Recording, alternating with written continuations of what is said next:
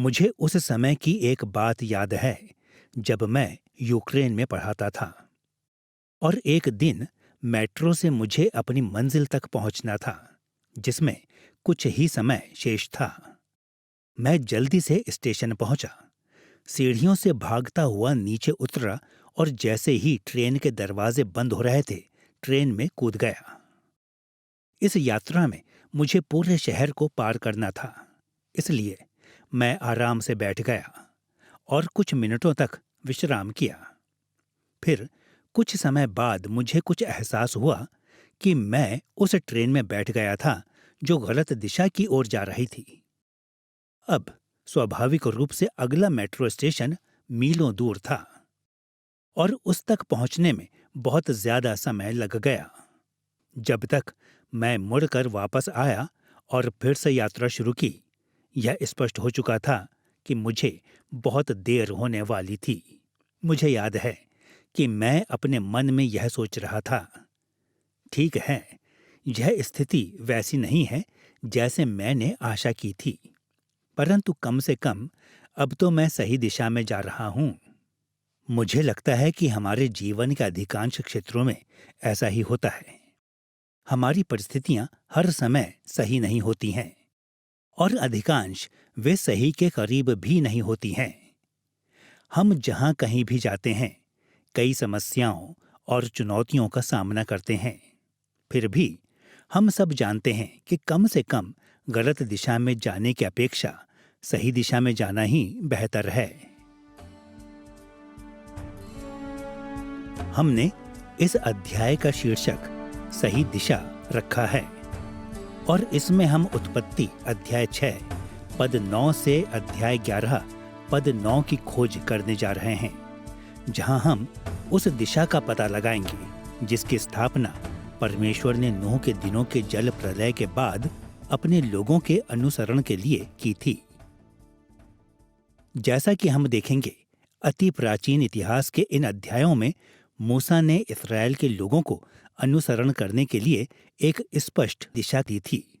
हो सकता है इसमें वह सब कुछ ना हो जो वे चाहते थे, परंतु यह परमेश्वर के द्वारा ठहराई गई थी ताकि वे महान आशीषों को प्राप्त कर सकें। और अति प्राचीन इतिहास का यह भाग मसीहियों के लिए भी बहुत महत्वपूर्ण है, क्योंकि हमें भी इसी दिशा का अनुसरण करना चाहिए। उत्पत्ति अध्याय 6 पद 9 से अध्याय 11 पद 9 पर आधारित हमारा यह अध्याय 3 भागों में विभाजित होगा। सर्वप्रथम हम इन अध्यायों की साहित्यिक संरचना की जांच करेंगे। दूसरा, हम यह समझने के द्वारा कि मूसा ने इस्राएल के लिए इन अध्यायों को क्यों लिखा, उसके वास्तविक अर्थ का पता लगाने का प्रयास करेंगे। तीसरा, हम नए नियम पर अपना ध्यान केंद्रित करेंगे ताकि इन अध्यायों को अपने जीवन में लागू करने हेतु मार्गदर्शन प्राप्त कर सके। तो आइए इन अध्यायों की साहित्यिक संरचना के साथ शुरू करते हुए सही दिशा पाठ का अध्ययन प्रारंभ करते हैं। उत्पत्ति अध्याय 6 पद 9 से अध्याय 11 पद 9 तक अति प्राचीन इतिहास का एक बड़ा हिस्सा है और कई विभिन्न तरीकों से इसकी रूपरेखा बनाई जा सकती है। अपने उद्देश्यों के लिए हमने इन अध्यायों को 2 मुख्य भागों में विभाजित किया है। पहले भाग में अध्याय 6 पद 9 से अध्याय 9 पद 17 शामिल है और हमने इसका शीर्षक रखा है छुटकारे का जल प्रलय। उत्पत्ति के इस भाग में मूसा ने नूह के दिनों में आए जल प्रलय का वर्णन किया है। उत्पत्ति अध्याय 9 पद 18 से अध्याय 11 पद 9 इस इतिहास का दूसरा हिस्सा है, जिसका शीर्षक हमने एक नई व्यवस्था रखा है। यह जल प्रलय के बाद हुई कई महत्वपूर्ण घटनाओं का वर्णन करती है, साथ ही साथ उसकी चर्चा करती है जिसने उन स्थायी स्वरूपों को निर्धारित किया जिन्होंने जल प्रलय के बाद आए संसार को चित्रित किया था। इन अध्यायों के साहित्यिक स्वरूपों की बेहतर समझ प्राप्त करने के लिए हम इन दोनों प्रमुख भागों को देखेंगे। आइए नूह के दिनों में आए जल प्रलय के विषय में मूसा द्वारा लिखित कहानी की संरचना की जांच करने के द्वारा शुरू करते हैं। छुटकारे का जल प्रलय। हाल के वर्षों में कई टीकाकारों ने ध्यान दिया है कि नूह के जल प्रलय की कहानी अपेक्षाकृत एक स्पष्ट साहित्यिक स्वरूप को दर्शाती है। यद्यपि इस स्वरूप का कई प्रकार से वर्णन करना संभव है, लेकिन इस अध्ययन में हम बताएंगे कि कैसे यह अध्याय एक 5 चरणों के घटना चक्र को बनाते हैं जो एक समान हैं। इस कहानी का पहला चरण उत्पत्ति अध्याय 6 पद 9 से 22 में प्रकट होता है और हम इसे नूह के साथ प्रारंभिक ईश्वरीय वाचा कहेंगे। कहानी के इस भाग में मूसा ने लिखा कि पाप से भरे संसार के बीच नूह ही अकेला धर्मी व्यक्ति था। परमेश्वर ने नूह से बातें की और उसे बताया कि उसने क्यों मानव जाति को नष्ट करने की योजना बनाई है। उत्पत्ति अध्याय 6 पद 13 में हम इन वचनों को पढ़ते हैं। तब परमेश्वर ने नूह से कहा, सब प्राणियों के अंत करने का प्रश्न मेरे सामने आ गया है, क्योंकि उनके कारण पृथ्वी उपद्रव से भर गई है। इसलिए मैं उनको पृथ्वी समेत नष्ट कर डालूंगा। फिर भी इस कहानी का पहला चरण हमें यह भी बताता है कि परमेश्वर ने एक मनुष्य अर्थात धर्मी नूह और उसके परिवार को बचाने के द्वारा फिर से एक नई शुरुआत करने की भी योजना बनाई थी। अपनी योजना के द्वारा नूह को आश्वस्त करने के लिए परमेश्वर ने नूह के साथ प्रारंभिक वाचा बांधी। उत्पत्ति अध्याय 6 पद 17 और 18 में हम पढ़ते हैं कि परमेश्वर ने नूह से इन वचनों को कहा था, और सब जो पृथ्वी पर हैं मर जाएंगे, परंतु मैं तेरे संग वाचा बांधता हूं। इसलिए तू अपने पुत्रों, स्त्री और बहुओं समेत जहाज में प्रवेश करना। जल प्रलय की कहानी की शुरुआत में परमेश्वर ने आने वाले जल प्रलय से नूह और उसके परिवार को बचाने के लिए एक वाचा बांधी। इस वाचा ने नूह के बचाए जाने को सुनिश्चित किया और जल प्रलय के बाद उसे नई मानव जाति के मुखिया के रूप में स्थापित किया।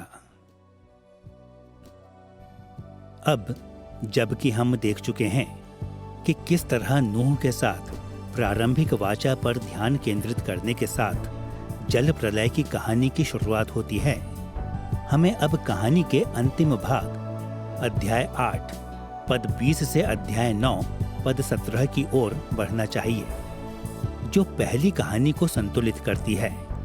इसका शीर्षक हमने रखा है नूह के साथ चिरस्थायी ईश्वरीय वाचा। जैसा कि हमारे शीर्षक से पता चलता है, इन पदों में जल प्रलय के बाद परमेश्वर नूह के पास लौट कर आता है और उसके साथ एक दूसरी वाचा बांधता है। परमेश्वर ने संसार में मानवता को एक नई व्यवस्था के साथ एक और मौका देने का फैसला किया, जैसा कि हम उत्पत्ति अध्याय 8 पद 22 में पढ़ते हैं। अब से जब तक पृथ्वी बनी रहेगी, तब तक बोने और काटने के समय, ठंड और तपन, धूपकाल और शीतकाल, दिन और रात निरंतर होते चले जाएंगे। इस नई व्यवस्था की निश्चितता को स्थापित करने के लिए उत्पत्ति अध्याय 9 पद 11 से 15 में जल प्रलय की कहानी के अंत में परमेश्वर ने नूह के साथ एक दूसरी वाचा बांधी। और मैं तुम्हारे साथ अपनी यह वाचा बांधता हूँ कि सब प्राणी फिर जल प्रलय से नष्ट न होंगे और पृथ्वी का नाश करने के लिए फिर जल प्रलय न होगा। मैंने बादल में अपना धनुष रखा है, वह मेरे और पृथ्वी के बीच में वाचा का चिन्ह होगा। और जब मैं पृथ्वी पर बादल फैलाऊं, तब बादल में धनुष दिखाई देगा। तब मेरी जो वाचा तुम्हारे और सब जीवित शरीरधारी प्राणियों के साथ बंधी है, उसको मैं स्मरण करूंगा। इस तरह हम देखते हैं कि नूह की जल प्रलय की कहानी का अंत परमेश्वर प्रतिज्ञा कि जल फिर कभी पृथ्वी को नाश नहीं करेगा, और वह एक निश्चित चिन्ह के रूप में वह बादलों पर एक धनुष को स्थापित करेगा तथा वह अपनी वाचा को कभी नहीं भूलेगा के साथ होता है। यह अंतिम वाचा अति प्राचीन इतिहास में नूह के बड़े महत्व की ओर इशारा करती है। वह इस वाचा का मध्यस्थ था, ऐसी वाचा जो भविष्य की सभी पीढ़ियों तक फैली थी। इस कहानी के आरंभ और अंत के भागों को ध्यान में रखकर अब हम जल प्रलय की कहानी के आंतरिक बनावट की जांच करने की ओर बढ़ेंगे। परमेश्वर की प्रारंभिक वाचा से शुरू करते हुए कहानी का मध्य भाग 3 प्रमुख चरणों में विभाजित होता है और अंतिम नई व्यवस्था की ओर जाता है। इस कहानी का दूसरा चरण अध्याय 7 पद 1 से 16 में प्रकट होता है, जिसका शीर्षक हमने रखा है जल से बचाया जाना। यह अपेक्षाकृत स्पष्ट और सीधा है। नूह ने जहाज को तैयार किया और हर प्रकार के जानवरों को उसके अंदर एकत्रित किया और प्रलय का जल पृथ्वी पर भरने लगा। लेकिन नूह, उसका परिवार और जिन जानवरों को उसने इकट्ठा किया था, वे जहाज में सुरक्षित कर दिए गए थे। नूह के जल प्रलय की कहानी का चौथा भाग दूसरे चरण में एक नाटकीय विरोधाभास को दर्शाता है। यह उत्पत्ति अध्याय 8 पद 6 से 19 में सूखी भूमि पर नूह के बाहर निकलने का वर्णन करता है। जब जल कम होने लगा, नूह सूखी भूमि को देखने के लिए उत्सुक था ताकि वह जहाज से बाहर निकल सके। कुछ समय तक प्रतीक्षा करने के बाद सूखी भूमि दिखाई देती है और परमेश्वर ने जिस तरह से नूह को पहले जहाज के अंदर जाने की आज्ञा दी थी, अब जहाज छोड़ने की आज्ञा दी। अब हम इस कहानी के केंद्र या एक नए मोड़ उत्पत्ति अध्याय 7 पद 17 से अध्याय 8 पद 5 को देखने के लिए तैयार हैं, जिसका शीर्षक हमने रखा है नूह का परमेश्वर द्वारा सुधि लिया जाना। यह पद पृथ्वी पर जल प्रलय के उग्र होने और सभी जीवित प्राणियों के नाश किए जाने के वर्णन के साथ शुरू होता है, लेकिन इस भाग के अंत तक जल घटने लगा है। अब इस भाग के एकदम बीचों बीच एक साधारण लेकिन गहन वाक्य है जो बताता है कि क्यों परमेश्वर ने उग्र जल प्रलय को शांत करना शुरू किया। उत्पत्ति अध्याय 8 पद 1 में मूसा ने लिखा कि तूफान के बीच में, परंतु परमेश्वर ने नूह और जितने बनैले पशु और घरेलू पशु उसके संग जहाज में थे, उन सभी की सुधि ली, और परमेश्वर ने पृथ्वी पर पवन बहाई और जल घटने लगा। अपनी बड़ी दया के कारण परमेश्वर उस वाचा को नहीं भूला था जो उसने नूह और जो उसके साथ थे उनके साथ बांधी थी। उसने जहाज के यात्रियों की सुधि ली और नूह के हित में कार्य करते हुए उस उग्र प्रलय को शांत किया। नूह के जल प्रलय की यह रूपरेखा कहानी के मूल उद्देश्यों को प्रकाशित करती है। मूसा ने छुटकारे की कहानी के रूप में जल प्रलय के बारे में लिखा था। हालांकि पृथ्वी के दुष्ट लोगों पर दंड आया, लेकिन मूसा का प्रमुख उद्देश्य यह दिखाना था कि नूह के द्वारा परमेश्वर ने संसार को अत्यधिक आशीषित भी किया। अब जबकि हमने उत्पत्ति अध्याय 6 पद 9 से अध्याय 11 पद 9 के पहले भाग की जांच कर ली है, तो हमें उत्पत्ति अध्याय 9 पद 18 से अध्याय 11 पद 9 में दूसरे मुख्य भाग एक नई व्यवस्था की ओर बढ़ना चाहिए। अध्याय 9 से 11 में नई व्यवस्था के विषय मूसा का वर्णन 2 मूल इकाइयों में विभाजित होता है। एक ओर उत्पत्ति अध्याय 9 पद 18 से अध्याय 10 पद 32 नूह के पुत्रों पर केंद्रित है। दूसरी ओर उत्पत्ति अध्याय 11 पद 1 से 9 बाबुल नगर की पराजय को बताता है। हालांकि पहली नजर में इन अध्यायों के मध्य कोई संबंध नजर नहीं आता, लेकिन हम देखेंगे कि वास्तव में वे मिलकर संसार की नई व्यवस्था के लिए एक स्वरूप का निर्माण करते हैं। वे उस समय से संसार के इतिहास की प्रमुख विशेषताओं को स्थापित करते आ रहे हैं। आइए नूह के पुत्रों की कहानी और नए व्यवस्थित संसार की स्थापना में उसके द्वारा दिए गए योगदान पर पहले नजर डालते हैं। उत्पत्ति के 9 और 10 अध्यायों में नूह के पुत्रों के बारे में लिखे अपने वृत्तांत में मूसा ने एक शीर्षक और 2 प्रमुख भाग शामिल किए हैं। अध्याय 9 पद 18 और 19 में हम एक शीर्षक को पाते हैं जो दर्शाता है कि उत्पत्ति का यह भाग मुख्य रूप से नूह के 3 पुत्रों और वे किस तरह पृथ्वी के ऊपर फैले इस बात पर ध्यान केंद्रित करता है। इस शीर्षक के मुताबिक नूह के पुत्रों पर लिखा मूसा का वृत्तांत 2 भागों में विभाजित होता है। पहले स्थान पर हम उत्पत्ति अध्याय 9 पद 20 से 29 में वर्णित कहानी पुत्रों के बीच अंतरों को निर्धारित करती है, और दूसरे स्थान पर अध्याय 10 पद 1 से 32 में नूह के पुत्रों और उसके वंशजों को फैलने का वर्णन करती है। इन भागों को अलग से देखना उपयोगी होगा। अध्याय 9 पद 20 से 29 वह प्रसिद्ध वचन पाया जाता है जो हाम के पुत्र कनान पर अभिशाप दिए जाने के विषय में बताता है। उत्पत्ति अध्याय 9 पद 24 से 27 में मूसा ने जो लिखा उसे सुनिए।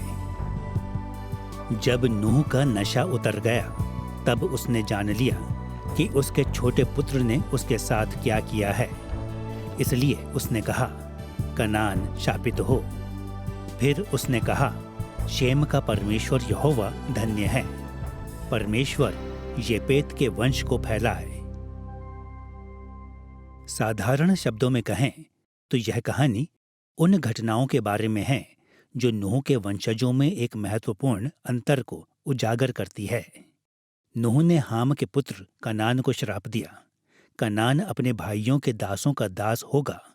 फिर भी नूह ने अपने दूसरे पुत्रों शेम और येपेत पर आशीष की घोषणा की, क्योंकि उन्होंने आदर के साथ उससे बर्ताव किया था।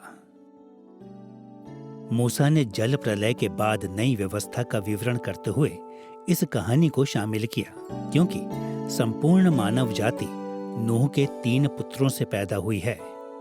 यहाँ किए गए अंतरों ने बाइबल इतिहास में इस समय से लेकर आगे तक देखे गए मानवीय संबंधों की गतिशीलताओं को जन्म दिया था।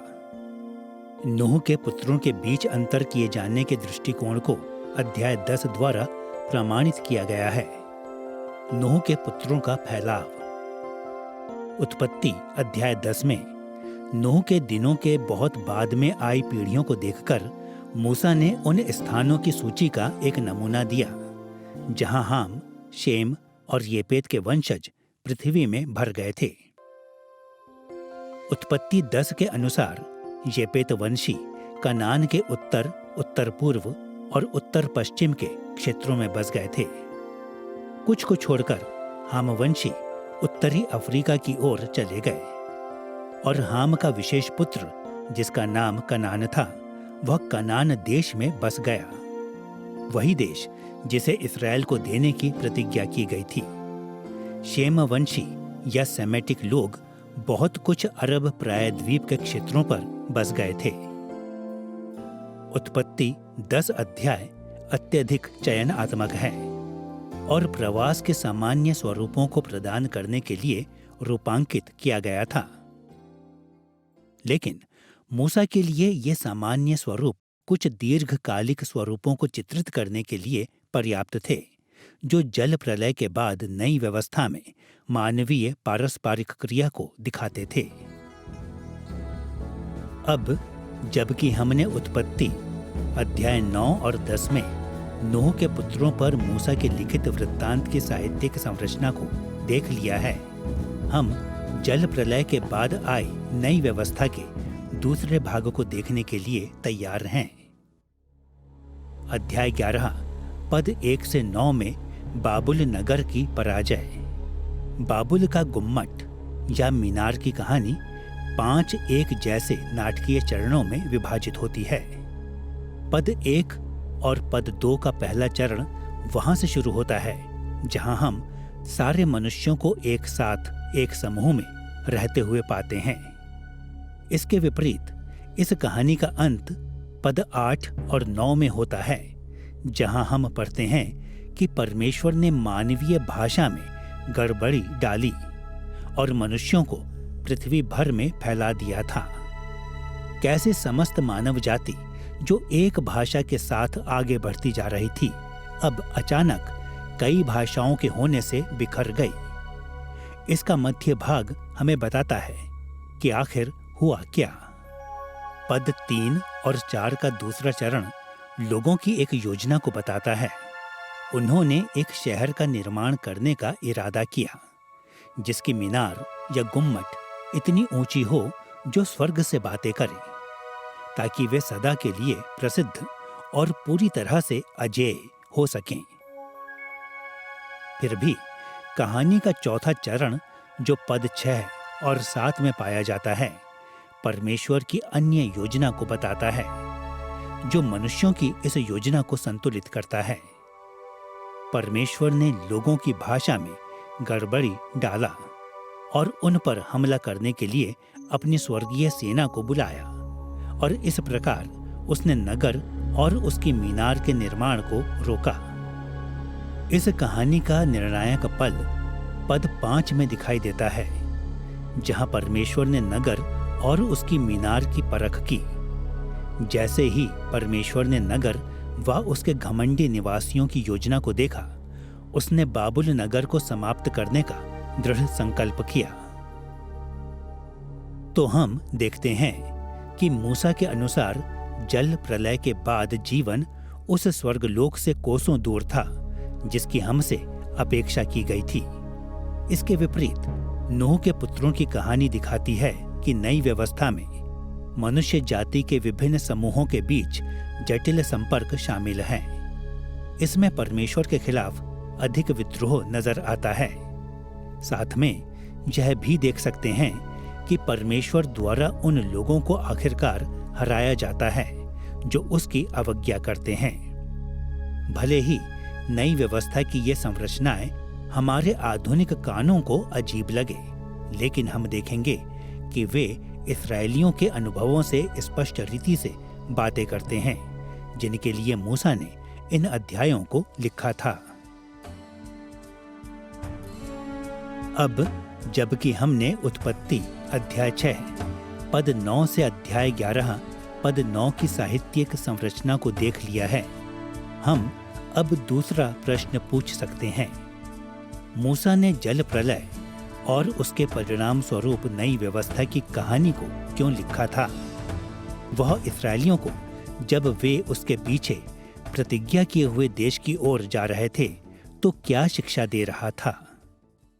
कहने की जरूरत नहीं, पर यह सुनिश्चित है कि मूसा ने नूह के जल प्रलय और नई व्यवस्था के बारे में लिखा ताकि अति प्राचीन इतिहास के इस काल के तथ्यों के बारे में औरों को सूचित किया जा सके।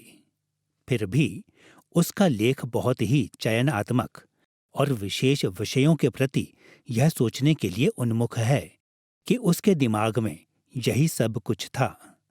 मूसा ने न केवल अतीत को बताने के लिए लिखा, लेकिन अपने दिनों में इस्राएल को मार्गदर्शन देने के लिए भी लिखा था। उत्पत्ति अध्याय 6 पद 9 से अध्याय 11 पद 9 के 3 भागों को देखने के द्वारा हम मूसा के उद्देश्य को प्रकट करेंगे।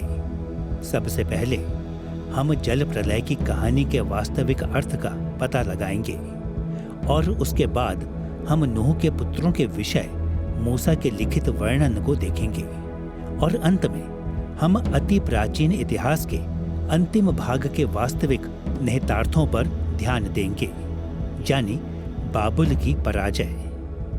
आइए सबसे पहले देखते हैं कि किस प्रकार से मूसा ने नूह के जल प्रलय को अपने दिनों के इस्राएलियों के अनुभव के साथ जोड़ा। जल प्रलय की कहानी का उपयोग मूसा ने कैसे किया, इस बात को समझने के लिए हम कहानी के दो पहलुओं को देखेंगे।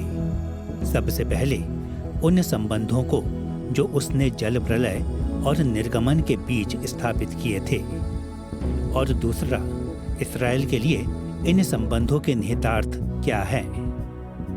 मूसा के जीवन और सेवा से जो बातें मेल खाती थीं, उसने उन्हीं तरीकों से नूह को चित्रित किया और ऐसा करने के द्वारा उसने जल प्रलय और अपने दिनों के बीच के संबंध को स्थापित किया।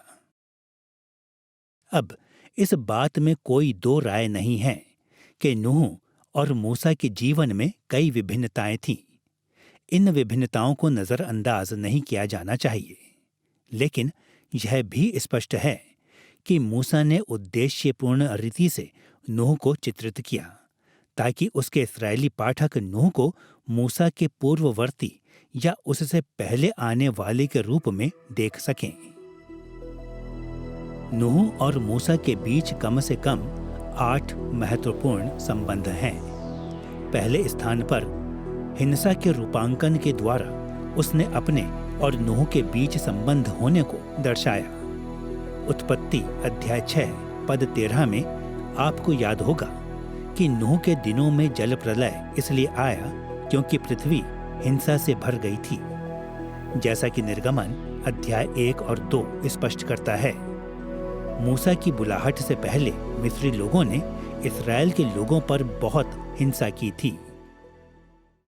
मूसा के द्वारा इस्राएलियों के लिए छुटकारे का आना मिस्रियों द्वारा उन पर की गई हिंसा का जवाब था। इसलिए नूह और मूसा दोनों का कार्य हिंसा से छुटकारा देने के लिए था। दूसरा संबंध मूसा द्वारा प्रयोग किए गए संदूक शब्द में प्रकट होता है। नूह के जहाज के लिए पूरे उत्पत्ति अध्याय 6 से 9 में इब्रानी शब्द तेवाह इस्तेमाल किया गया है। दिलचस्प बात यह है कि पूरे निर्गमन में अध्याय 2 पद 3 और 5 वह एकमात्र स्थान है जहां मूसा ने तेवाह शब्द का प्रयोग किया। वहां उसने उस टोकरी के रूप में एक संदूक या तेवाह का हवाला दिया था जिसमें उसकी मां ने उसे रखा था। यद्यपि नूह का संदूक या जहाज विशाल था, जबकि मूसा का संदूक बहुत छोटा था। मूसा ने इस तथ्य की ओर इशारा किया कि उसे और नूह दोनों को संदूक या तेवाह के माध्यम से पानी में डूबने से बचाया गया था। तीसरे स्थान पर ईश्वरीय वाचाओं की महत्वता भी नूह को मूसा के अग्रदूत के रूप में स्थापित करती है। जैसा कि हमने देखा, उत्पत्ति अध्याय 6 पद 18 और अध्याय 9 पद 11 से 17 के अनुसार नूह ने समस्त मानव जाति की ओर से परमेश्वर के साथ वाचा बांधी थी। लेकिन निश्चित रूप से हम जानते हैं कि ईश्वरीय वाचा में मध्यस्थ करना इस्राएल के लिए मूसा की प्रमुख सेवाओं में से एक था। जैसा कि निर्गमन अध्याय 19 से 24 बहुत अच्छी तरह से वर्णन करता है कि जब इस्राएल के लोग सीनै पर्वत पर आए थे तो उन्होंने यहोवा के साथ विशेष वाचा बांधने के लिए मूसा को चुना था। जल के माध्यम से दंड की प्रमुख भूमिका भी दोनों पुरुषों के बीच चौथे संबंध को स्थापित करती है। उत्पत्ति अध्याय 6 से 9 में परमेश्वर ने नूह और उसके परिवार को उस जल प्रलय के बीच से सुरक्षित निकाला था जिसे उसने पृथ्वी के दुष्ट लोगों को नाश करने के लिए भेजा था। और ठीक इसी तरह से जैसे निर्गमन अध्याय 13 से 15 हमें बताता है कि मूसा ने इस्राएलियों को लाल समुद्र के जल से होकर निकाला था, वही जल जिसने बाद में अत्याचारी मिस्र की सेना को नाश कर दिया। 5वें स्थान पर परमेश्वर ने नूह और मूसा दोनों के दिनों में जल को वापस भेजने के लिए पवन बहाई थी। जैसा कि हमने पढ़ा, उत्पत्ति अध्याय 8 पद 1 के अनुसार परमेश्वर ने नूह के दिनों में हुए जल प्रलय को पीछे धकेलने के लिए पवन को बहाया था। इसी तरह से निर्गमन अध्याय 14 पद 21 के अनुसार लाल समुद्र पर यहोवा ने प्रचंड पुरवाई चलाकर समुद्र को पीछे हटा दिया था।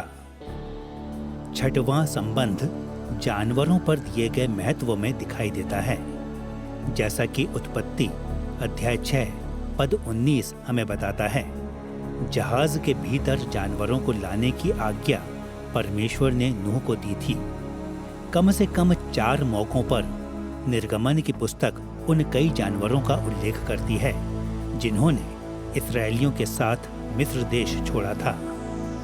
जिस तरह से परमेश्वर ने नूह को उसके दिनों में जानवरों को इकट्ठा करने के लिए ठहराया था, उसी तरह से परमेश्वर ने यह भी ठहराया था कि मूसा को प्रतिज्ञा किए हुए देश में जानवरों को लाना चाहिए। 7वां, परमेश्वर द्वारा सुधि लिए जाने का विषय भी नूह और मूसा को जोड़ता है। आपको याद होगा कि उत्पत्ति अध्याय 8 पद 1 में जब नूह के दिनों में जल उग्र हो रहा था तो परमेश्वर ने नूह के हित के लिए कार्य किया, क्योंकि उसने उसकी सुधि ली। परमेश्वर ने नूह के साथ वाचा बांधी थी कि वह उसे जल प्रलय के बीच से सुरक्षित बाहर निकालेगा, और उसने उस वाचा को स्मरण किया। बहुत कुछ इसी तरह परमेश्वर ने मूसा से कहा कि उसने इस्राएल को मिस्र से छुटकारा इसलिए दिया क्योंकि उसने अपनी वाचा को स्मरण किया था। निर्गमन अध्याय 6 पद 5 में परमेश्वर ने मूसा को जो बताया उसे सुनिए। इस्राएली जिन्हें मिस्री लोग दासत्व में रखते हैं, उनका कराहना भी सुनकर मैंने अपनी वाचा को स्मरण किया है। जल प्रलय और निर्गमन दोनों में परमेश्वर द्वारा स्मरण किया जाना एक महत्वपूर्ण भूमिका अदा करता है। अंततः प्रकृति को आशीषित किया जाना भी नूह और मूसा को जोड़ता है। नूह मानव जाति को नए संसार में लेकर आया, जहां परमेश्वर ने एक स्थायी और स्थिर प्राकृतिक व्यवस्था की प्रतिज्ञा की जो मानवता को लाभ पहुंचाएगी। इसी तरह से मूसा ने इस्राएल को बताया कि प्रतिज्ञा किए हुए देश में बहुत कुछ इसी तरह से प्रकृति निरंतर बनी रहेगी और कुछ वैसे ही लाभकारी होगी। नूह और मूसा के बीच दिखाई देने वाले इन संबंधों को ध्यान में रखकर हम इस्राएल देश के लिए इन समानताओं के निहितार्थों को देख सकते हैं। मूसा ने इन संबंधों को क्यों स्थापित किया? इस सामग्री के मूल निहितार्थों को समझने के लिए हमें याद रखना चाहिए कि इस्राएल के लोगों ने निर्गमन और विजय प्राप्ति की मूसा की योजना का अधिकार एवं ज्ञान पर सवाल करने के द्वारा उसके खिलाफ गंभीर रूप से विद्रोह किया था। उसकी सेवकाई के प्रति आने वाली इन चुनौतियों ने मूसा और नूह के बीच संबंधों को स्थापित करने में उसकी मदद की थी। परमेश्वर ने भयानक अति प्राचीन हिंसा से मानवता को छुड़ाने और बहुतायत की आशीषों से भरे नए संसार में मानव जाति को पुनः स्थापित करने के लिए छुटकारे के जल प्रलय में नूह का इस्तेमाल किया था। और बहुत कुछ इसी तरह परमेश्वर ने मिस्र की भयानक हिंसा से इस्राएल को छुड़ाने और इस्राएल को प्रतिज्ञा किए हुए देश और एक नए संसार में लाने के लिए मूसा का चुनाव किया था। इस्राएल के लिए मूसा की योजना नूह के जल प्रलय से इतनी मिलती जुलती थी कि इस बात से इनकार नहीं किया जा सकता था कि यह परमेश्वर के हाथ का कार्य था। अब जबकि हमने छुटकारे के जल प्रलय के वास्तविक अर्थ को देख लिया है, हमें उत्पत्ति अध्याय 9 पद 18 से अध्याय 10 पद 32 में नूह के पुत्रों पर मूसा के दिए वृत्तांत की ओर बढ़ना चाहिए। मूसा ने नूह के पुत्रों को अपने अति प्राचीन इतिहास में क्यों शामिल किया? इन बातों को इस्राएल के सामने में लाने के पीछे उसका क्या उद्देश्य था? मूसा के अभिलेख के इस भाग की जांच करने के लिए हम 3 मुद्दों पर गौर करेंगे। पहला, कनान पर उसका विशेष ध्यान। दूसरा, संघर्ष का विषय। और तीसरा, इस्राएल के लिए इन मूल विषयों के निहितार्थ। सबसे पहले कनान पर मूसा द्वारा दिए गए विशेष ध्यान पर विचार करें। आपको याद होगा कि नूह नशे की नींद से जागता है और महसूस करता है कि हाम ने उसे अपमानित किया था, और यह कि शेम और येपेत ने उसे सम्मानित किया था। अब जैसा कि नूह ने अपने दूसरे पुत्रों को आशीष दी थी, उसी तरह हाम के खिलाफ नूह का क्रोधित होना और उसे श्राप देना उचित ही नजर आएगा। लेकिन ऐसा हुआ नहीं। उत्पत्ति अध्याय 9 पद 25 से 27 में नूह ने जो कुछ कहा उसे सुनिए। कनान शापित हो, वह अपने भाई बंधुओं के दासों का दास हो। फिर उसने कहा, शेम का परमेश्वर यहोवा धन्य है, और कनान शेम का दास हो। परमेश्वर येपेत के वंश को फैलाए, और वह शेम के तंबुओं में बसे, और कनान उसका दास हो। जैसा कि हम इस पद में देखते हैं, शेम और येपेत को उनकी धार्मिकता के लिए उचित प्रतिफल प्राप्त हुए, लेकिन हाम का यहाँ पर उल्लेख भी नहीं किया गया था। हाम के बजाय हाम के पुत्र कनान को नूह का अभिशाप मिला।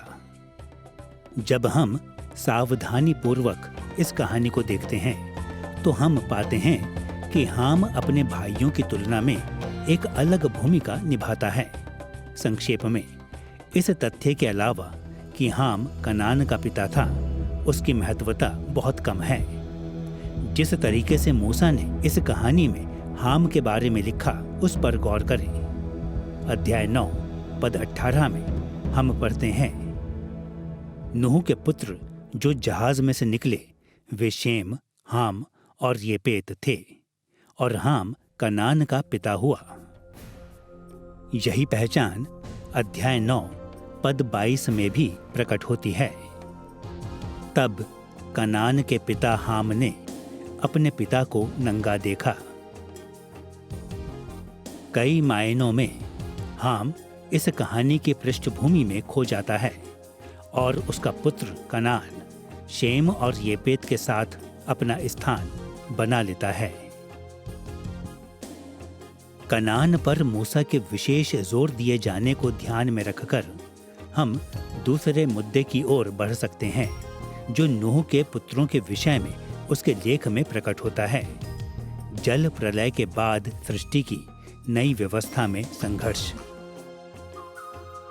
नूह के पुत्रों पर मूसा के लेख में संघर्ष एक प्रमुख भूमिका अदा करता है। इस विषय को छोड़ देने का अर्थ है कहानी के सबसे महत्वपूर्ण पहलू को छोड़ देना। उत्पत्ति अध्याय 9 पद 25 से 27 में भी संघर्ष का विचार प्रकट होता है।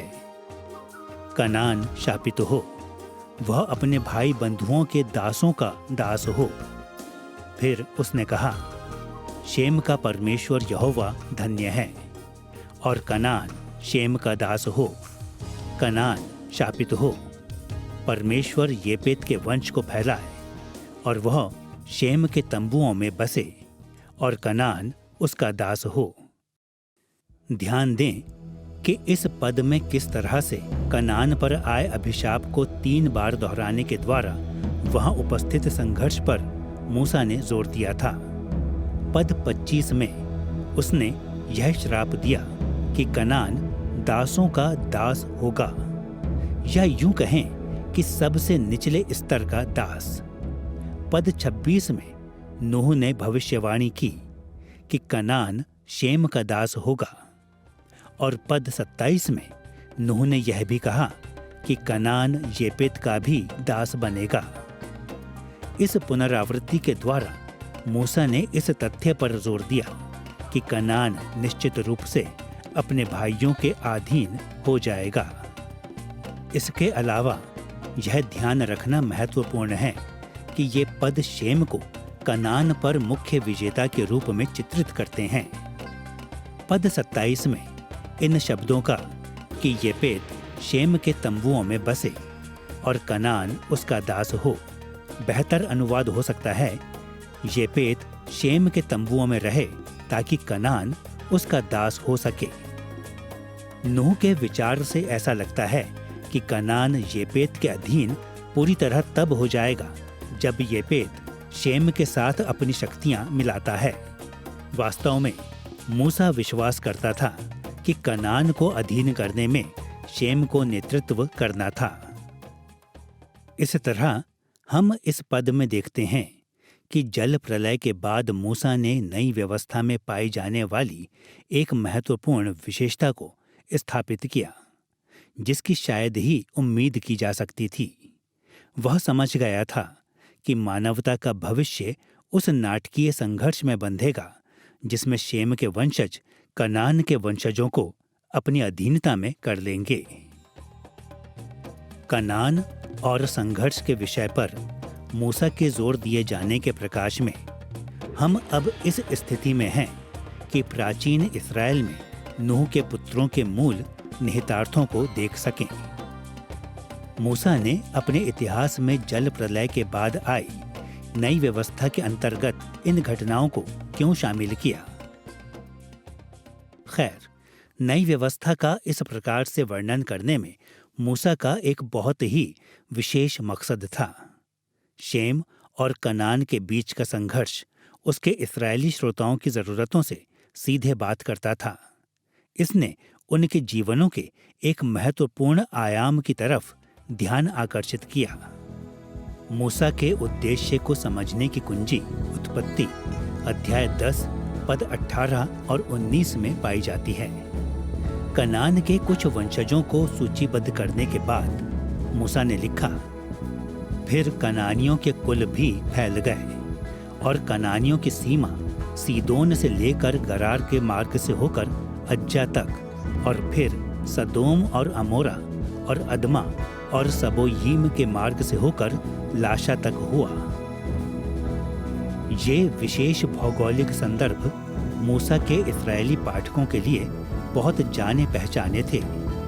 कनान के वंशज या कनानी लोग उस क्षेत्र में बस गए थे जो सीदोन से गाजा तक, उत्तर से दक्षिण तक और सदोम एवं अमोरा के क्षेत्र तक फैला था। मूसा की चिंता विशेष रूप से कनान के उन वंशजों के प्रति थी जो प्रतिज्ञा किए हुए देश में बस गए थे।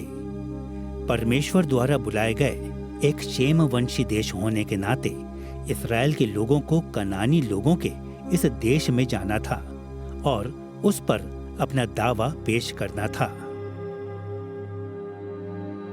इस तरह हम देखते हैं कि मूसा द्वारा नूह के पुत्रों का वर्णन सिर्फ अतीत का विवरण देने के लिए नहीं किया गया था, बल्कि इसलिए भी था कि इस्राएल को विजय पाने के लिए आगे बढ़ने की जो बुलाहट मूसा को मिली थी, उस बुलाहट की पृष्ठभूमि तैयार की जा सके।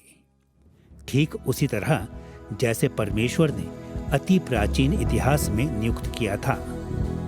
परिणाम स्वरूप जो इस्राएली कनान देश को लेने की मूसा की बुलाहट का विरोध कर रहे थे, वे सिर्फ मूसा का ही विरोध नहीं कर रहे थे, वे वास्तव में परमेश्वर की योजना का विरोध कर रहे थे और उस व्यवस्था का भी जिसे परमेश्वर ने संसार के लिए जल प्रलय के बाद स्थापित किया था।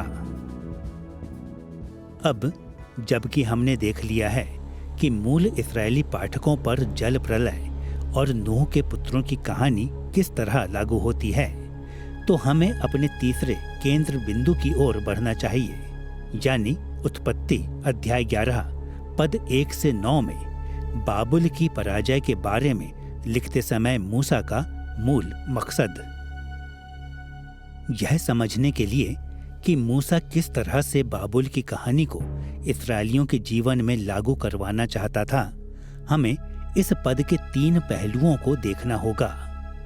सबसे पहला, नगर के विषय में दिया मूसा का विवरण। दूसरा, यहोवा की जीत के विषय दिया गया उसका विवरण।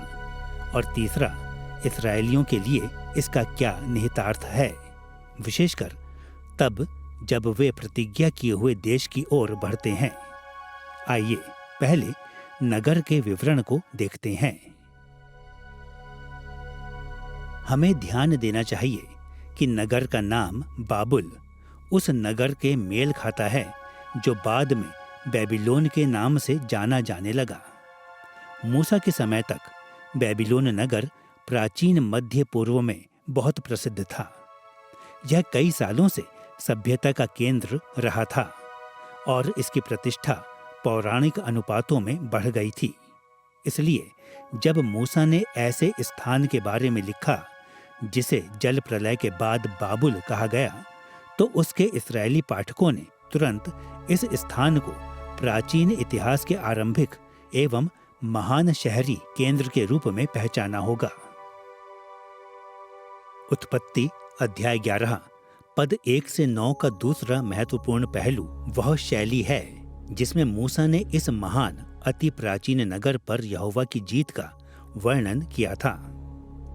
इस कहानी में कई बिंदुओं पर मूसा ने अपने दृष्टिकोण के साथ बाबुल के निवासियों के दृष्टिकोणों एवं उसमें पाए जाने वाले विरोधाभास दिखाने के द्वारा परमेश्वर की जीत की भव्यता को प्रदर्शित किया। उदाहरण के लिए, जिस रीति से मूसा ने तितर बितर होने के विषय को लिखा उस पर विचार करें, या इब्रानी में क्रिया पुत्स। एक और बाबुल के निवासी इस संभावना से बहुत चिंतित थे कि वे बिखर सकते हैं। अध्याय 11 पद 4 में हम पाते हैं कि उन्होंने नगर का निर्माण किया ताकि उन्हें सारी पृथ्वी पर फैलना ना पड़े। लेकिन इसके विपरीत मूसा ने 2 बार लिखा कि परमेश्वर ने ठीक वही किया जो बाबुल के लोग नहीं चाहते थे कि हो।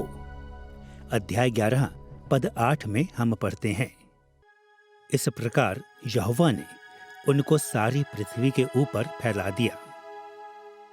और फिर अध्याय 11 पद 9 में हम पाते हैं, और वहीं से यहोवा ने मनुष्यों को सारी पृथ्वी के ऊपर फैला दिया।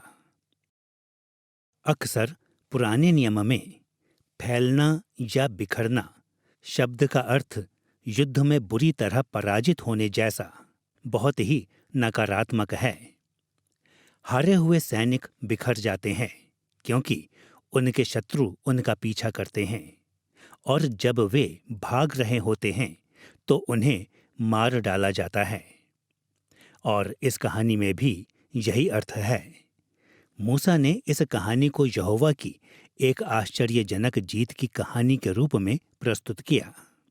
यहोवा ने अपनी स्वर्गीय सेना को बाबुल नगर के विरुद्ध युद्ध करने और उसके निवासियों को पृथ्वी भर में फैला देने के लिए बुलाया था। एक और तरीका जिसमें मूसा ने बाबुल के निवासियों के दृष्टिकोण और अपने दृष्टिकोण के बीच के अंतर को प्रकट किया, वह नगर और उसके गुम्मट के आकार के संबंध में था। उत्पत्ति अध्याय 11 पद 4 के अनुसार बाबुल के निवासी ऐसा गुम्मट चाहते थे जो स्वर्ग से बातें करे, उनके देवताओं के स्थान तक। लेकिन मूसा ने इस विचार का मजाक बनाया। इसके बजाय उसने उत्पत्ति अध्याय 11 पद 5 में लिखा, जब लोग नगर और गुम्मट बनाने लगे तब उन्हें देखने के लिए यहोवा उतर आया। इब्रानी शब्द यारद, जिसका अनुवाद यहाँ पर उतर आया किया गया है, उसका इस कहानी में एक विशेष अर्थ है। परमेश्वर ने नगर को सिर्फ देखा ही नहीं था, इसके बजाय जबकि बाबुल के निवासी ऐसी मीनार या गुम्मट बनाना चाहते थे जो स्वर्ग तक पहुंचे, मूसा ने जोर देकर कहा कि यहोवा को सिर्फ नगर को देखने के लिए स्वर्ग की ऊंचाइयों से नीचे उतरना पड़ा। इस तरह हम देखते हैं कि मूसा ने बाबुल के निवासियों के पाखंड पर व्यंग्य कसा। यहोवा के दृष्टिकोण से यह नगर एक छोटे से बिंदु से थोड़ा ही अधिक था। अंत में हमें ध्यान देना चाहिए कि कैसे बाबुल की हार ने मूसा को इस अति प्राचीन नगर की प्रतिष्ठा का मजाक बनाने के लिए प्रेरित किया।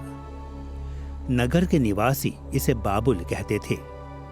मेसोपोटामिया की भाषाओं में बाबुल शब्द का अर्थ है देवता का द्वार। इस नाम ने इस धारणा को व्यक्त किया कि उनका जिगोरेट वास्तव में देवताओं के लिए एक द्वार को बनाता है, और यह भी कि वे स्वर्ग की शक्तियों के द्वारा सुरक्षित थे। लेकिन नगर के नाम पर मूसा का एक अलग दृष्टिकोण था। चूंकि यहोवा ने बाबुल को बुरी तरह हराया था, इसलिए यह नगर साफ तौर पर परमेश्वर का द्वार नहीं था। तो फिर इस नाम का अर्थ क्या था?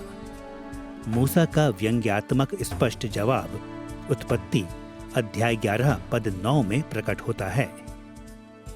इस कारण उस नगर का नाम बेबीलोन पड़ा, क्योंकि सारी पृथ्वी की भाषा में जो गड़बड़ी है वह यहोवा ने वहीं डाली।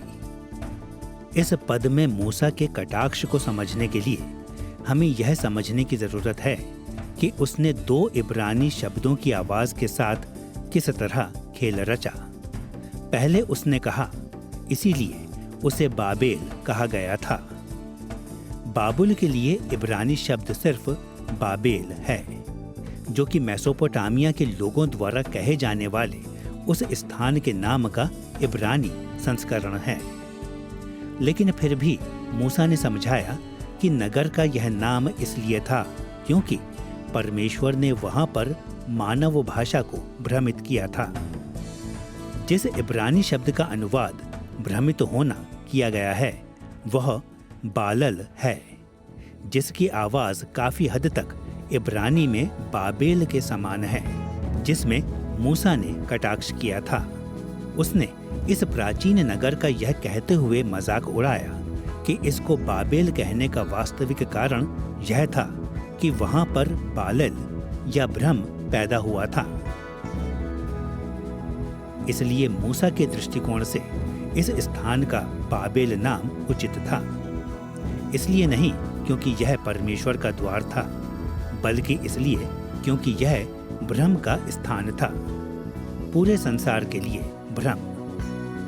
इस कटाक्ष के द्वारा मूसा ने बाबेल के उस भव्य प्रतिष्ठा को, जो उसके दिनों में थी, तिरस्कार में बदल दिया। उसने इस्राएलियों को आनंद करने और हंसने का कारण दिया जब उसने उन्हें बताया कि उनके परमेश्वर यहोवा की जीत ने अति प्राचीन इतिहास के महानतम नगर को एक मजाक में बदल दिया था। नगर और यहोवा की जीत के विवरण को ध्यान में रखकर हम इस्राएल के लोगों के लिए इस कहानी के निहितार्थ को देखने के लिए तैयार हैं, जब वे प्रतिज्ञा किए हुए देश की ओर बढ़ रहे थे। जैसा कि हम जानते हैं, कादेश बढ़ने पर मूसा ने कनान देश में जासूसों को भेजा था, जो गलत खबर के साथ लौटे। उन्होंने दावा किया कि इस्राएल कनान देश पर विजय प्राप्त नहीं कर पाएगा, क्योंकि वहां की सेनाएं बहुत महान थीं। इसके परिणाम स्वरूप इस्राएली लोग विजय हासिल करने से पीछे हट गए और उन्होंने अगले 40 वर्ष जंगल में घूमते हुए व्यतीत किया। केवल तब, और जब अगली पीढ़ी वयस्क हो गई, केवल तब कि मूसा एक बार फिर इस्राएल को कनान के खिलाफ खड़े करने के लिए तैयार हुआ।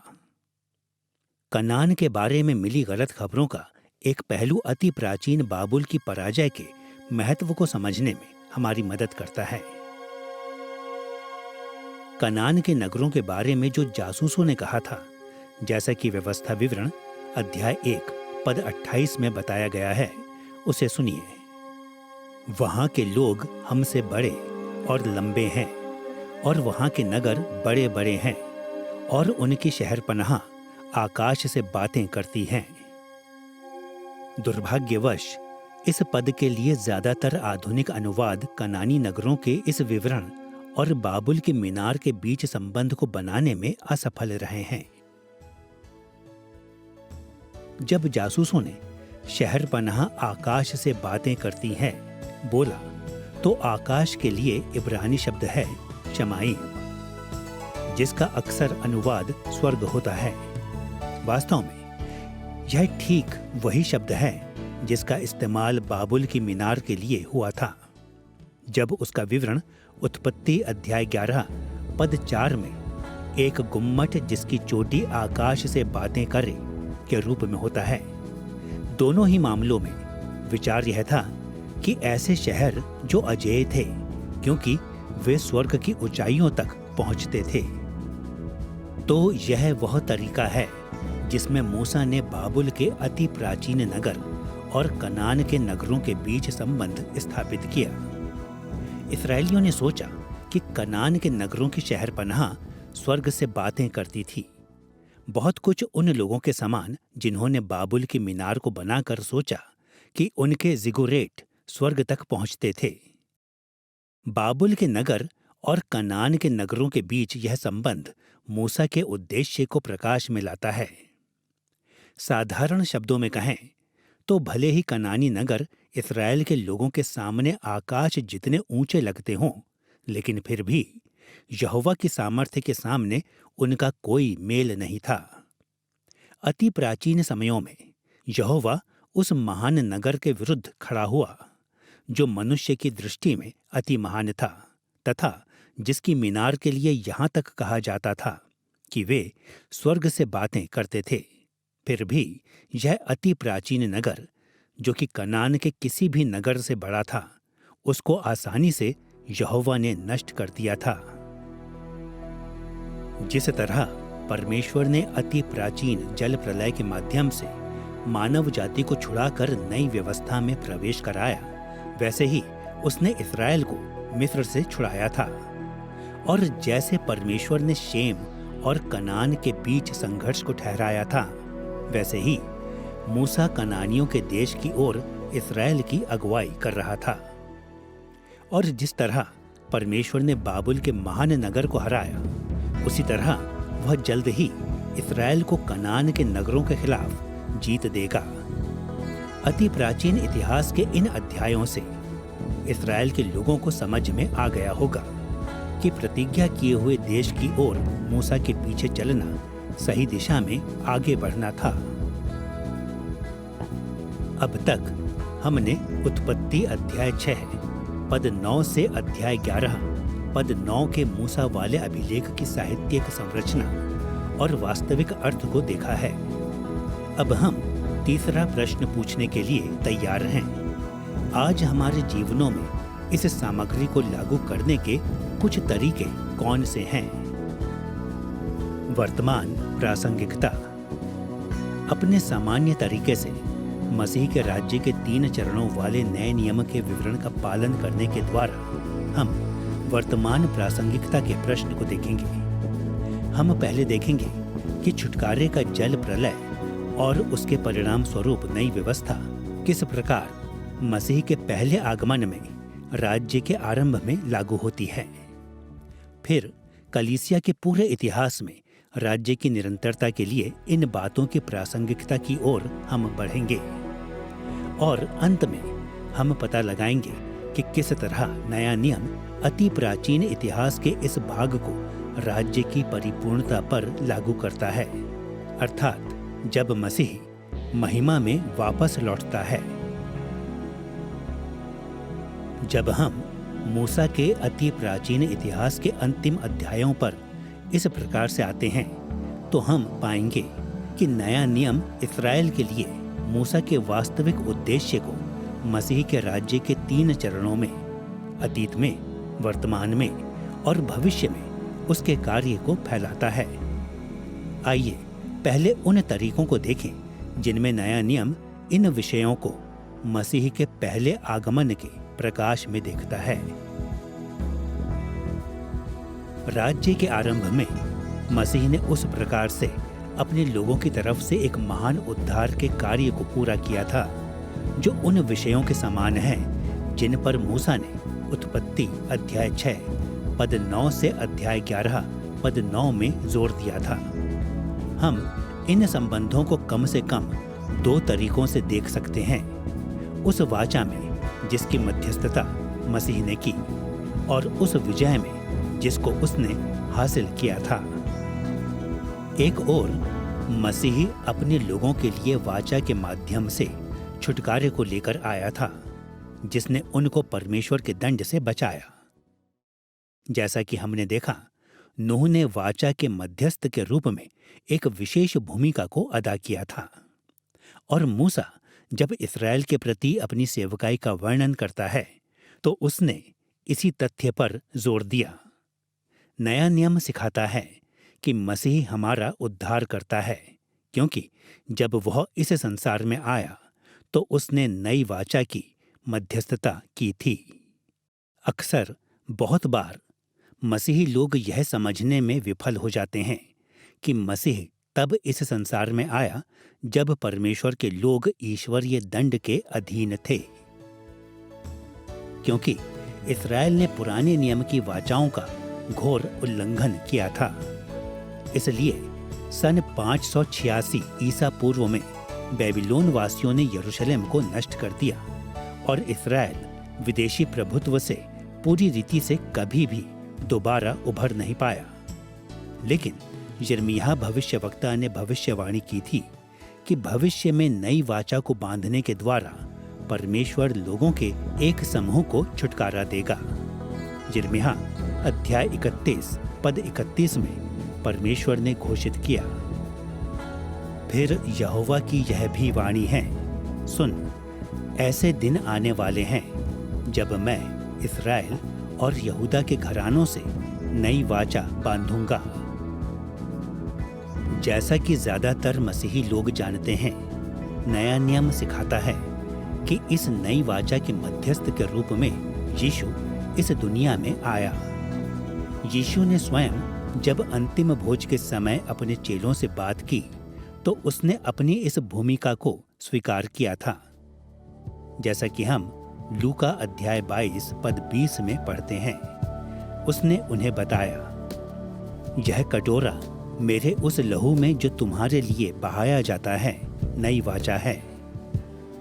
इस तरह हम देखते हैं कि जिस प्रकार नूह ईश्वरीय वाचा का मध्यस्थ होने के नाते दंड से बचाया गया, उसी तरह राज्य के आरंभ में यीशु ने नई वाचा में मध्यस्थता की और अपने लहू के माध्यम से जो उसने क्रूस पर बहाया था, उन लोगों को दंड से बचाया जिन्होंने उस पर भरोसा किया था।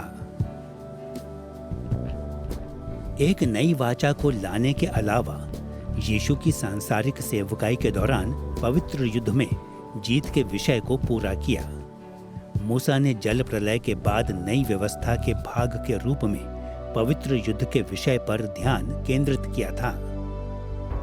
उसने ठहराया था कि कनान पर विजय पाने के लिए संसार की नई व्यवस्था इस्राएल से यह अपेक्षा करती है कि वह आगे बढ़ता रहे, और उसने उन्हें बड़ी जीत का आश्वासन दिया था। तुलनात्मक रूप में पौलुस ने कुलुस्सियों अध्याय 2 पद 15 में राज्य के आरंभ के समय मसीह की जीत का वर्णन जिस तरीके से किया उसे सुनिए।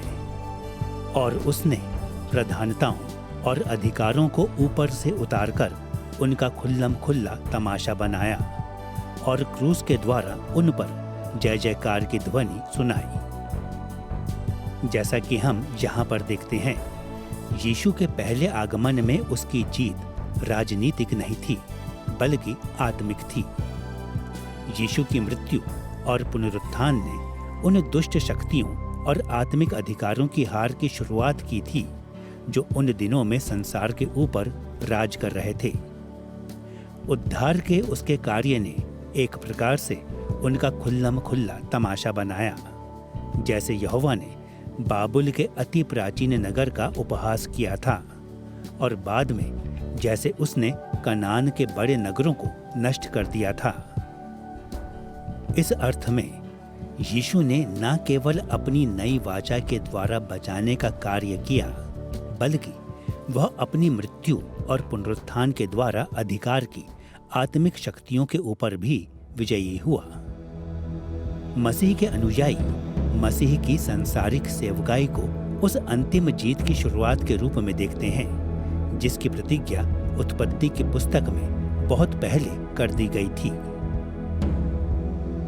जैसे कि हमें उम्मीद करनी चाहिए, नया नियम उत्पत्ति अध्याय 6 पद 9 से अध्याय 11 पद 9 के विषयों को केवल मसीह के पहले आगमन के साथ नहीं जोड़ता, परंतु वे राज्य की निरंतरता पर भी लागू होते हैं, वह समय जिसमें हम अभी रहते हैं।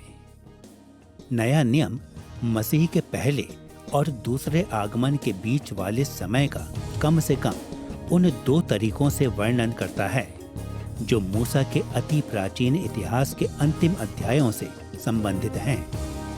यह दृष्टिकोण प्रत्यक्ष रूप से मसीही जीवन में बपतिस्मे और आत्मिक युद्ध के महत्व से संबंधित है। जब हम इस युग में मसीही जीवन जीते हैं, हम लोग नूह के जल प्रलय और उसके बाद स्थापित हुई नई व्यवस्था के महत्व के संपर्क में आते हैं। नए नियम का एक वचन विशेष रूप से नूह के दिनों में छुटकारे के जल प्रलय के संबंध में बपतिस्मे का वर्णन करती है। प्रेरित पतरस ने जो पहला पतरस अध्याय 3 पद 20 और 22 में लिखा, उसे सुनिए। जब परमेश्वर नूह के दिनों में धीरज धरकर ठहरा रहा और वह जहाज बन रहा था जिसमें बैठकर थोड़े लोग अर्थात 8 प्राणी पानी के द्वारा बच गए, उसी पानी का दृष्टांत भी अर्थात बपतिस्मा यीशु मसीह के जी उठने के द्वारा अब तुम्हें बचाता है। इससे शरीर के मैल को दूर करने का अर्थ नहीं है, परंतु शुद्ध विवेक से परमेश्वर के वश में हो जाने का अर्थ है। वह स्वर्ग पर जाकर परमेश्वर के दाहिनी ओर बैठ गया और स्वर्गदूत और अधिकारी और सामर्थी उसके अधीन किए गए हैं। इस शानदार वचन में राज्य की निरंतरता के दौरान पतरस ने हर एक व्यक्ति के उद्धार के अनुभव को नूह के दिनों के जल प्रलय से प्रत्यक्ष रूप से जोड़ा है। उसने इस बात पर ध्यान देते हुए शुरुआत की कि नूह और उसके परिवार को पानी के द्वारा बचाया गया था। पानी के द्वारा उनके बचाव ने मानवता के लिए आशीषों से भरी एक नवीन दुनिया में प्रवेश करने का मार्ग खोला। लेकिन यह भी ध्यान दें कि पतरस ने जल प्रलय के जल और मसीही जीवन के बीच प्रत्यक्ष संबंध को स्थापित किया, जिसमें उसने विशेष रूप से बपतिस्मे पर ध्यान केंद्रित किया। उसने कहा कि नूह के दिनों का पानी मसीही बपतिस्मे के पानी का प्रतीक या उसका पूर्वानुमान था। जैसा कि हमने इस पाठ में देखा है, नूह के दिनों में पानी ने संसार की भयानक भ्रष्टता को साफ किया और एक नई शुरुआत के लिए मार्ग खोला था।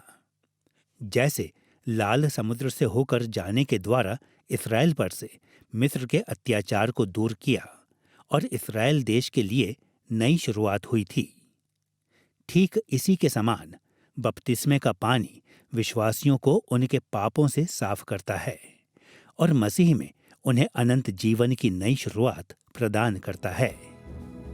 अब हमें सावधानी पूर्वक ध्यान देना चाहिए कि पहला पतरस अध्याय 3 पद 21 कहता है कि बपतिस्मा केवल इस अर्थ में ही बचाता है कि यह परमेश्वर के प्रति शुद्ध विवेक से लिया गया हो। दूसरे शब्दों में, बपतिस्मे के दौरान सिर्फ पानी से धोना किसी को नहीं बचाता है। इसके बजाय बपतिस्मा केवल मसीह में विश्वास के द्वारा क्षमा प्राप्त करना और पाप से शुद्ध हुए हृदय की निश्चितता है, और यह उद्धार का चिन्ह या प्रतीक मात्र है। तो इस तरह से नया नियम दावे के साथ नूह के दिनों में छुटकारे के जल प्रलय को राज्य की निरंतरता पर लागू करता है कि हर बार जब कोई व्यक्ति उद्धार के लिए विश्वास के साथ मसीह के पास आता है तो उसे बपतिस्मे के शुद्ध करने वाले जल से होकर नए जीवन में प्रवेश दिया जाता है। उसी तरह जैसे नूह को जल प्रलय से होकर नए संसार में लाया गया था। जैसा कि हमने देखा है, फिर भी मूसा के अति प्राचीन इतिहास ने संकेत दिया कि नूह के दिनों के जल ने मानवता को एक पवित्र युद्ध में पहुंचाया था।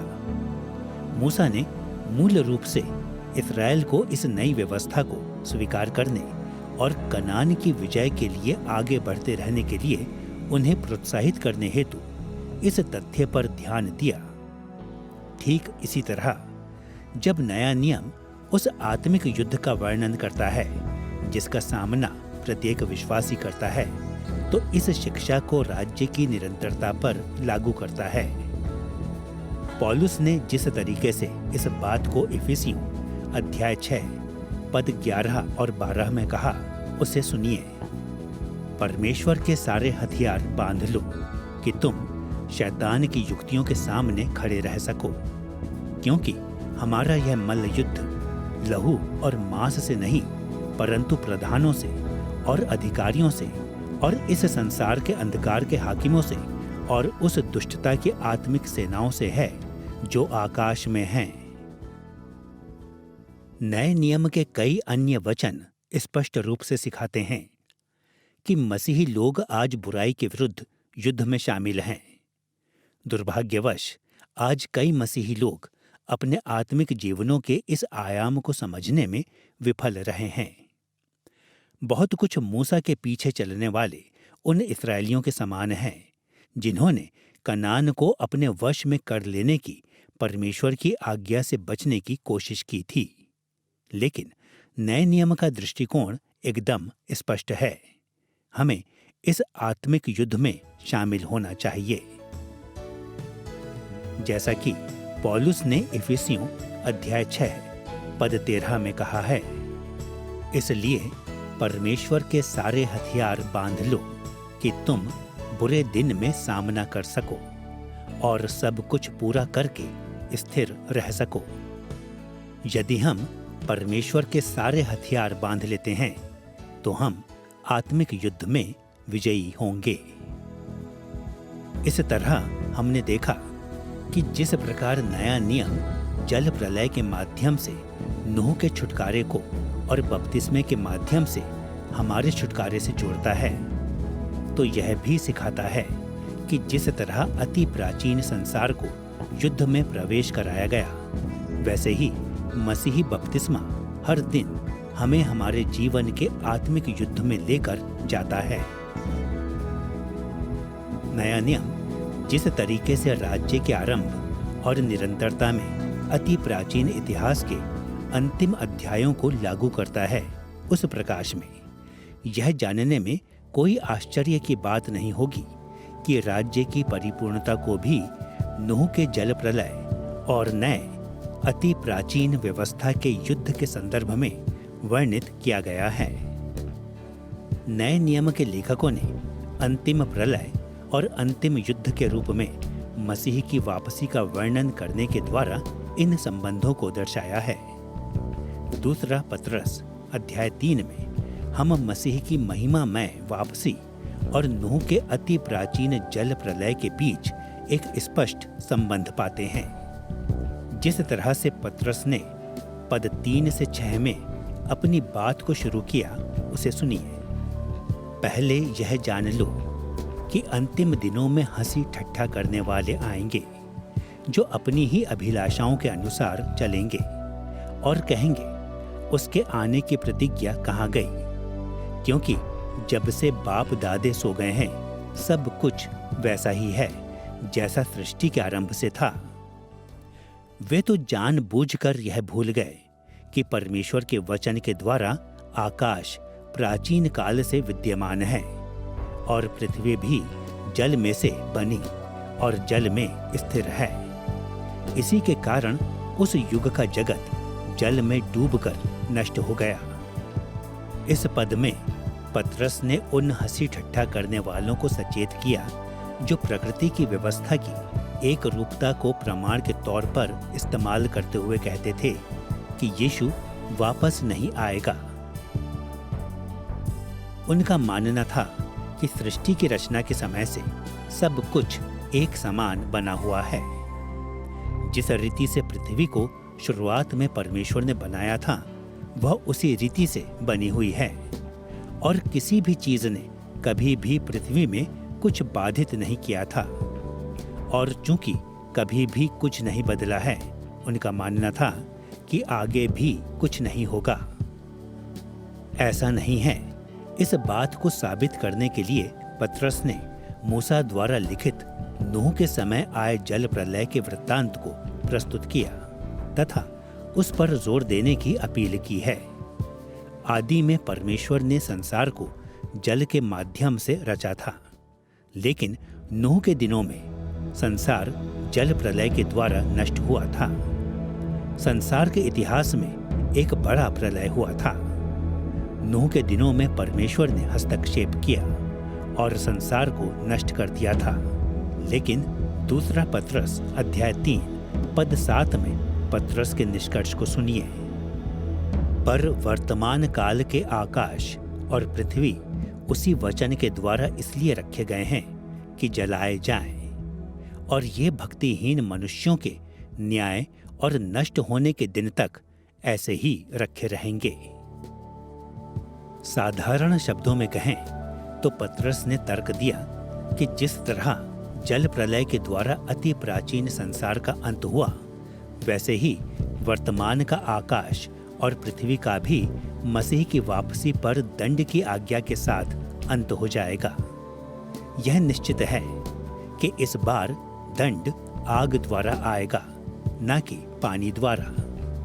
लेकिन हम लोग सुनिश्चित हो सकते हैं कि जब परमेश्वर इस संसार में पाप के खिलाफ अंतिम दंड की आज्ञा देगा, तो यह एक बड़े वैश्विक विनाश के माध्यम से होगा, जैसा कि अति प्राचीन जल प्रलय के दौरान हुआ था। इस तरह से नया नियम हमारी सहायता करता है कि हम नूह के जल प्रलय के संदर्भ में मसीह के द्वितीय आगमन को देख सकें।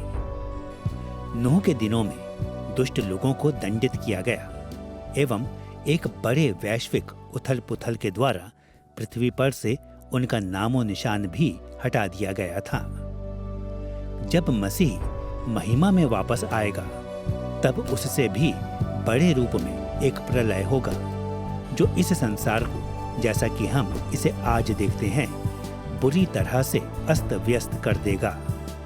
दुष्ट लोगों को पृथ्वी पर से हटा दिया जाएगा और जो लोग मसीह को मानते हैं, उन्हें एक भव्य और अनंत नए आकाश एवं नई पृथ्वी पर पहुंचा दिया जाएगा। जैसा कि हमने देखा है, हालांकि भले ही अति प्राचीन इतिहास में नूह के जल प्रलय के काल में परमेश्वर के लोगों और परमेश्वर के शत्रुओं के बीच संघर्ष और युद्ध शामिल था, इस संबंध के अनुरूप नया नियम भी मसीह की वापसी का वर्णन एक अंतिम वैश्विक युद्ध के रूप में करता है। प्रेरित यूहन्ना ने जिस तरीके से प्रकाशित वाक्य अध्याय 19 पद 11 से 16 में मसीह की वापसी के बारे में लिखा, उसे सुनिए। फिर मैंने स्वर्ग को खुला हुआ देखा और देखता हूँ कि एक श्वेत घोड़ा है और उस पर एक सवार है, जो विश्वास योग्य और सत्य कहलाता है, और वह धर्म के साथ न्याय और युद्ध करता है। उसकी आंखें आग की ज्वाला हैं और उसके सिर पर बहुत से राजमुकुट हैं। उस पर एक नाम लिखा है जिसे उसको छोड़ और कोई नहीं जानता। वह लहू छिड़का हुआ वस्त्र पहने हैं और उसका नाम परमेश्वर का वचन है। स्वर्ग की सेना श्वेत घोड़ों पर सवार और श्वेत और शुद्ध मलमल पहने हुए उसके पीछे पीछे है। जाति जाति को मारने के लिए उसके मुंह से एक चोखी तलवार निकलती है। वह लोहे का राजदंड लिए हुए उन पर राज्य करेगा और सर्वशक्तिमान परमेश्वर के भयानक प्रकोप की जलजलाहट की मदिरा के कुंड में दाख रौंदेगा।